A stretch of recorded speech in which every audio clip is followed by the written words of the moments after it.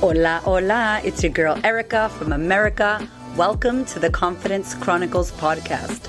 This podcast is all about helping you stand in who you are. Stop giving a fuck what people think about you. Start standing as your fully expressed self.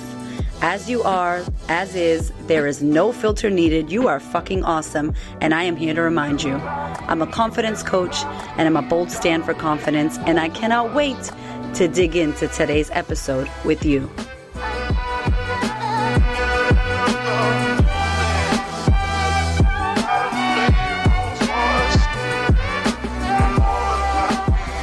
Hello. What is going on? I hope you're well. I'm so happy that you're here. I was a little bit nervous about this episode because it came to me in the shower, as all of my good ideas and good intuition does. Mothers out there, you feel me? It's the only time you have by yourself. So this topic about unrealistic expectations is a really big one for me, especially, and I struggle with this, and I'm still struggling with this. So I'm talking to you from a space of my own experience and my own honesty about it. I'm not talking to you from, I have resolved this and you need to resolve it as well. Cool? So I'm still struggling with this thing, and this is basically a coming clean podcast episode from me to you because I give myself unrealistic expectations all the time, and I don't realize this. And then I feel tired and I feel exhausted and I feel drained internally. I still have a lot of energy, but it really fucks with me. So let me paint you the picture so that you know why and how I got to this place. But basically, I created this business, the Queen of Confidence business, coaching business, about 2 years ago now. And I really started, I didn't have any clients. I didn't have any money. My business wasn't rocking. I had been doing styling for 5 years before I had started.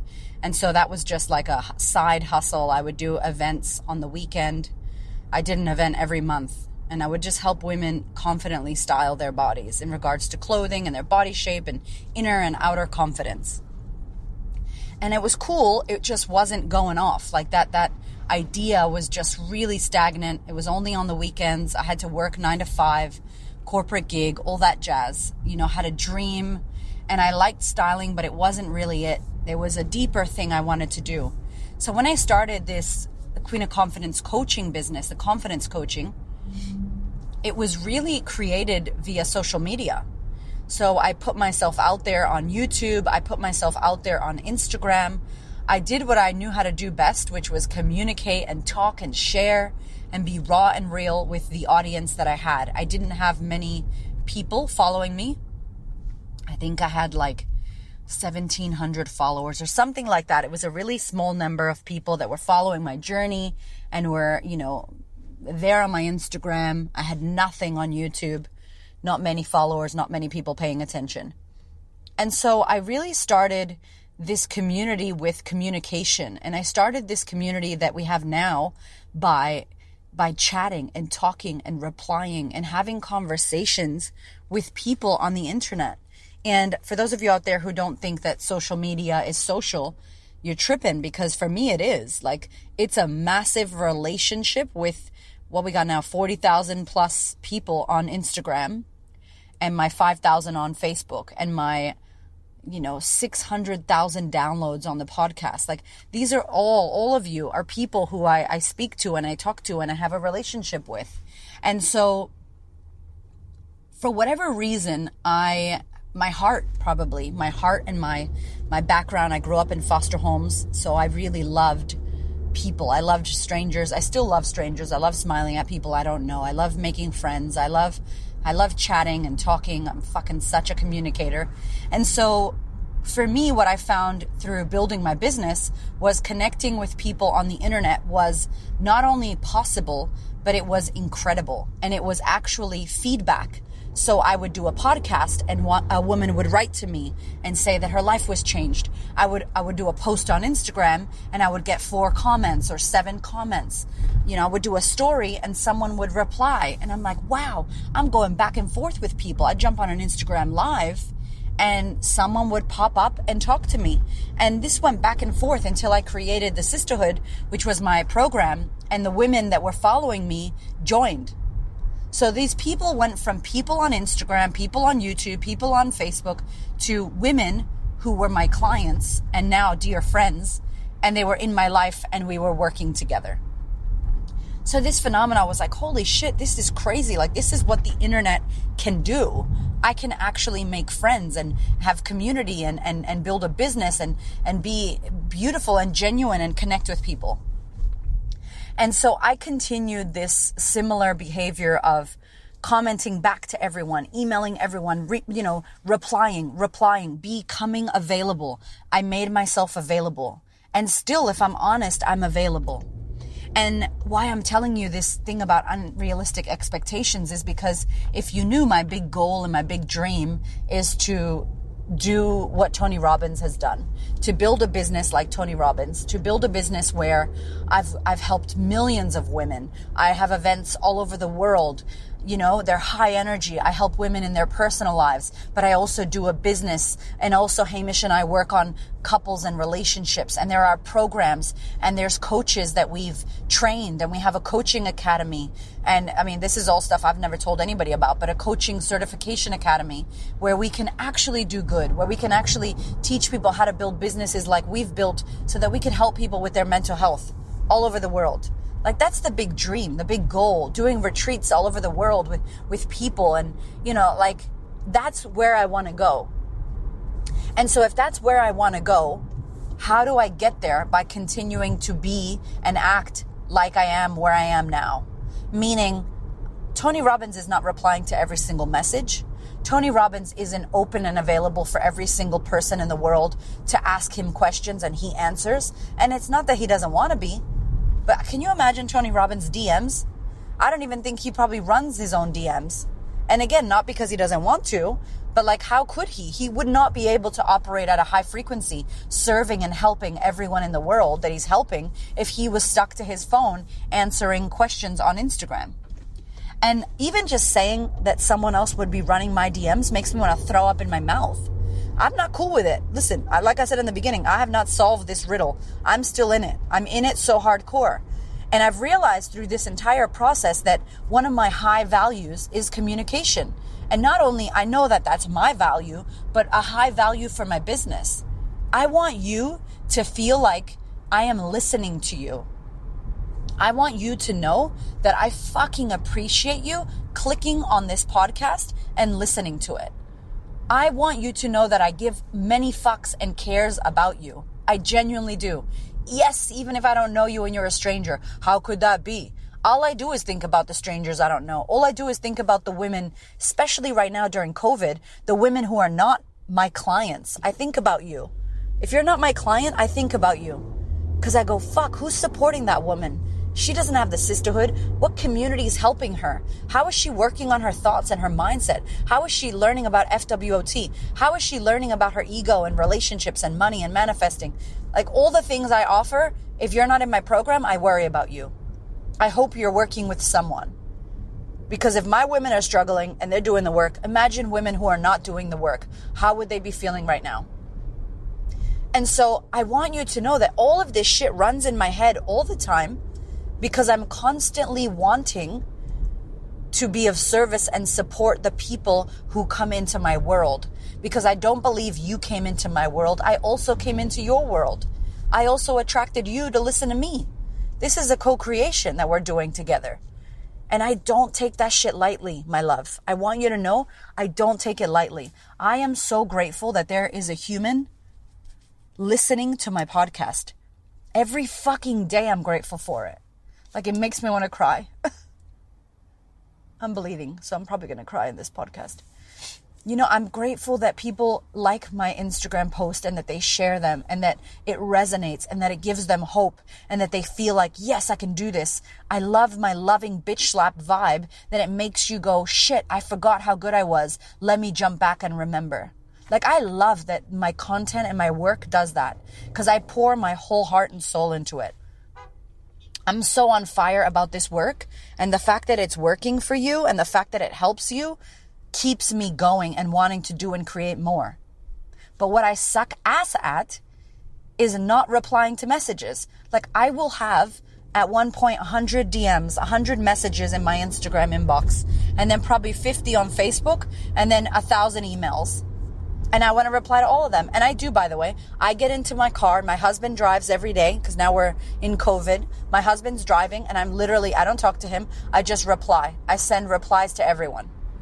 And it's exhausting and my eyes burn and my fingers, I literally have like fucked my thumb up from texting. It's ridiculous, you know? And it's a true thing. And I'm trying to reply and my heart hurts when I can't get through everyone. And I'm like, fuck, I got to reply to that message. And you might be like, that's ridiculous, Erica. Of course you can't reply to everyone. I don't believe that. Like, I believe I should be able to reply to everyone. And I need to tell you, it's an unrealistic expectation. And you know what it does? It fucking stresses me out.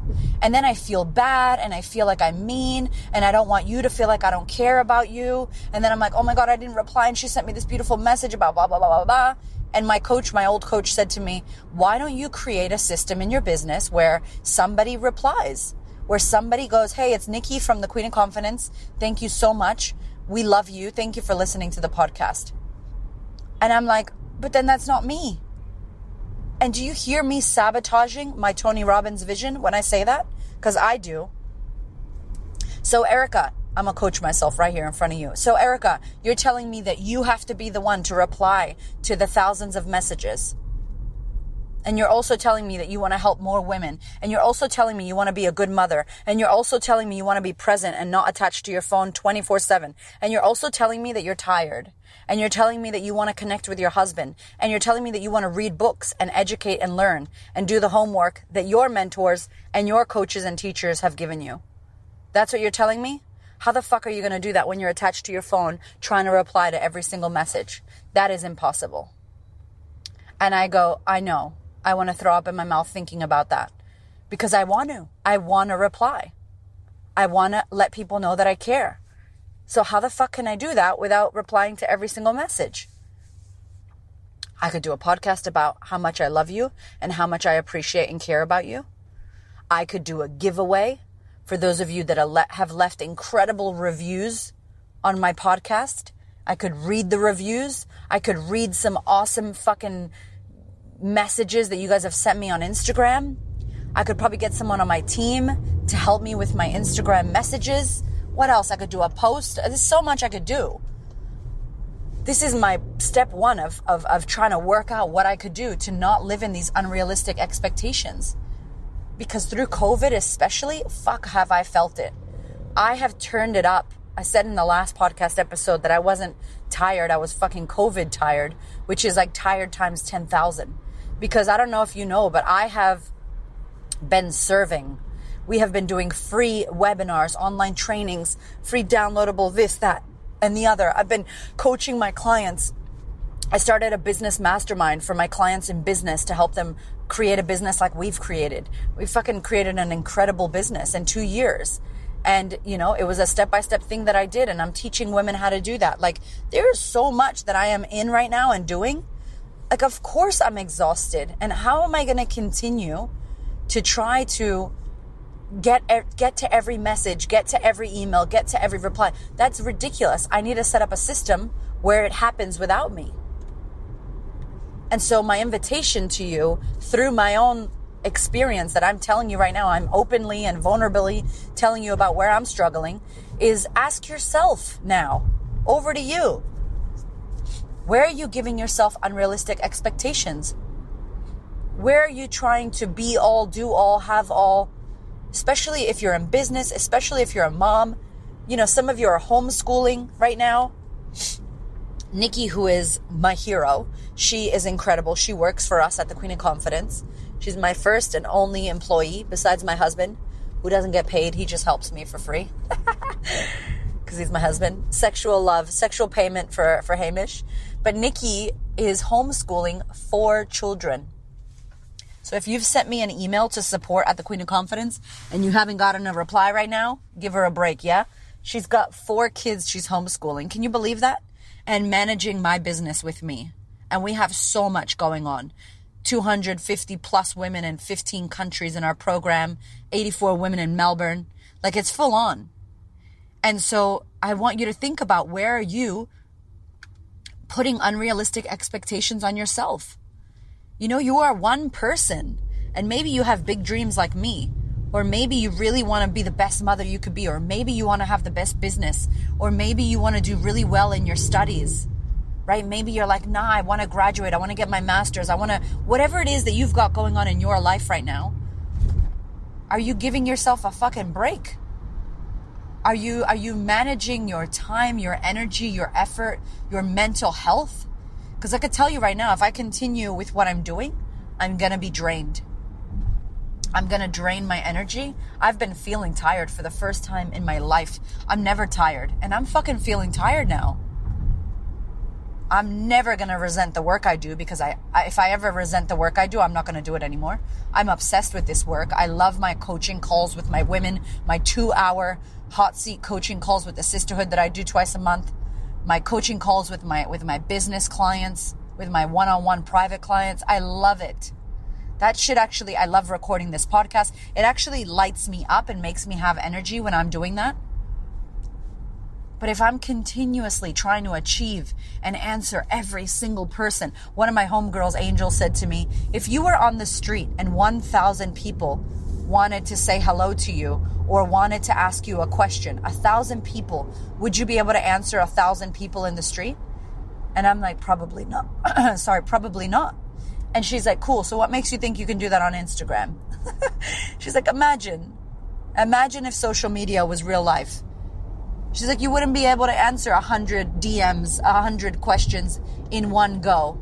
I'm like, fuck, you're right. She's like, well, why are you treating social media not like it's real life? It's real life. And it's something I'm struggling with. And if you have ideas, send them my way. But don't DM me, because it'll add to the DMs. Just joking. I love you. It's not an invitation to not DM me, by the way. I would love when you tag me in your stories. I love it. I love it so much. I just can't say that I'll get to every single one. I can't say I will. But fuck, it doesn't mean I don't care, and it doesn't mean I don't love you. It doesn't mean when you message Oprah that just because Oprah doesn't reply that she doesn't appreciate you.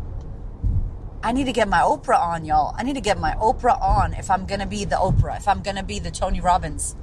I have to start being that now. I have to start doing what they do now so that I could have that outcome now. It's like, how am I going to have that outcome if I'm continuously tied to my phone? And when I'm on my phone, I'm not serving. It's crazy. I'm in it. I don't have the answers. I do not have my answers, but I just wanted to let you know that's where I'm at. I am putting unrealistic expectations on myself right now. Unrealistic. It's not going to happen. And then what am I making it mean when I don't do that? That I don't care, that I'm bad, that you're going to be upset with me, that you're not going to see that I appreciate you. So then my coaching brain, because I coach myself, and I'm actually doing a podcast on how to coach yourself, because I do it all the time and it helps me to not lose my brain, lose my mind, not go insane. Coaching yourself is one of the best fucking things you can learn to do.